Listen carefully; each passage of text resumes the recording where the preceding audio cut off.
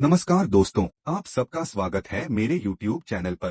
दोस्तों, आज हम जाने वाले हैं हमारे अष्टविनायक सीरीज के दूसरे मंदिर लेण्याद्री के श्री गिरिजात्मज गणपति मंदिर, जो भगवान गणेश को समर्पित है।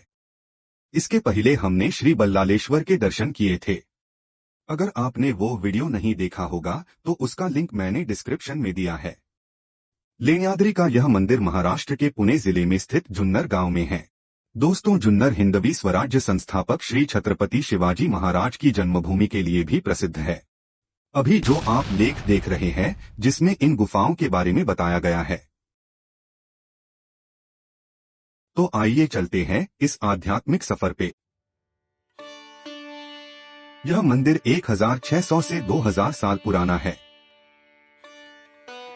इसे सतवाहन काल के दौरान गुफाओं को काटकर बनाया गया। मंदिर पूरी तरह से एक ही चट्टान को काटकर बनाया गया है। यह कुल 30 गुफाओं का हिस्सा है, जिनमें से गुफा नंबर 7 गिरिजात्मक मंदिर है। यहां तक पहुंचने के लिए 307 सीढ़ियां चढ़नी पड़ती हैं। दोस्तों, यह गुफाएं प्राचीन होने के कारण यह भारतीय पुरातन विभाग द्वारा संरक्षित है। इस कारण आपको अंदर जाने के लिए 25 रुपए की एंट्री फीस देनी होगी। दोस्तों, लेण्याद्री के लिए सबसे नजदीकी रेलवे स्टेशन पुणे है। पुणे से यहाँ की दूरी लगभग 100 किलोमीटर है और मुंबई से करीबन 170 किलोमीटर। अगर आप पुणे से प्राइवेट गाड़ी से आना चाहते हैं तो चाकन, मंचर, नारायणगाम से होकर 2.5 घंटे में पहुँच सकते हैं। और अगर मुंबई से आना चाहते हैं तो मुंबई पुणे एक्सप्रेस हाईवे से नारायणगाम से होकर करीबन 5 घंटे में पहुंच सकते हैं। अगर आप बस से आना चाहते हैं तो आपके शहर से आपको जुन्नर बस स्टैंड आना होगा। मुंबई पुणे से जुन्नर के लिए बहुत सारी बस उपलब्ध है। जुन्नर बस स्टैंड से मंदिर की दूरी 7 से 8 किलोमीटर है। जुन्नर से आप ऑटो या बस से मंदिर जा सकते हैं। ऊपर पहुंचने और दर्शन के लिए लगभग 1 से 2 घंटे लगते हैं। लेण्याद्री शब्द का अर्थ मराठी में पहाड़ी गुफा होता है। इस स्थान का उल्लेख गणेश पुराण और स्थल पुराण में भगवान गणेश से जुड़ा हुआ मिलता है। मान्यता है कि लेण्याद्री ही भगवान गणेश का जन्म स्थान है।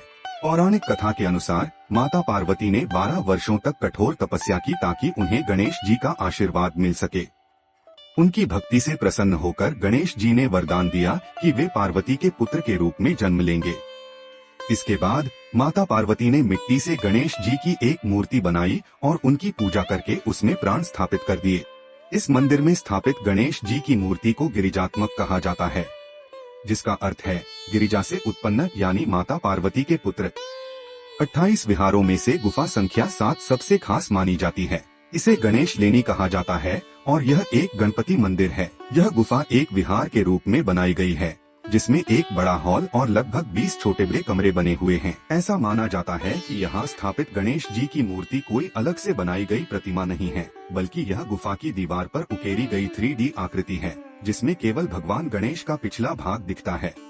ऊपर से जो आप अद्भुत नजारा देख रहे हैं, जिसमें यहाँ पर है अष्टविनायक में से एक ओझर के श्री विघ्नहर गणपति, भीमाशंकर गुफा, शिवनेरी किला और तुलजा गुफाएं। लेण्याद्री की गुफा संख्या 6 और 14 यहाँ की प्रमुख चैत्य गुफाएं हैं। इन गुफाओं की छतों पर पत्थर की सुंदर बीम, लकड़ी जैसी आकृति बनी हुई हैं और हर स्तंभ के ऊपरी हिस्से पर जानवरों की आकर्षक आकृतियां उकेरी गई हैं।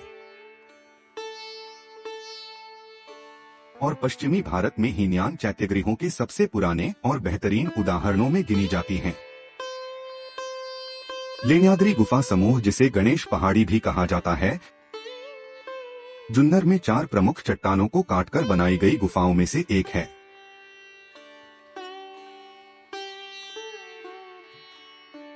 अन्य प्रमुख गुफाएं हैं शिवनेरी पहाड़ी, तुजा पहाड़ी और मानमोड़ी पहाड़ी। ये गुफाएं पहली शताब्दी ईसा पूर्व से दूसरी शताब्दी ईसवी के बीच बनाई गई थीं। ये गुफाएं सिर्फ बौद्ध भिक्षुओं के रहने के लिए नहीं थीं।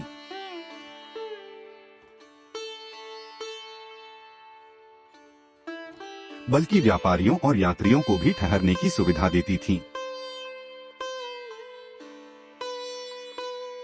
यह उन्हें खराब मौसम, डाकुओं और जंगली जानवरों से बचाने का काम भी करती थीं।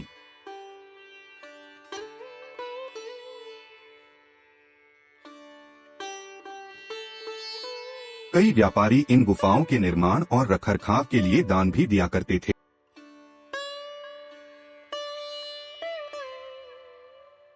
हर साल गणेश चतुर्थी और अन्य त्योहारों पर यहाँ हजारों श्रद्धालु दर्शन करने आते हैं।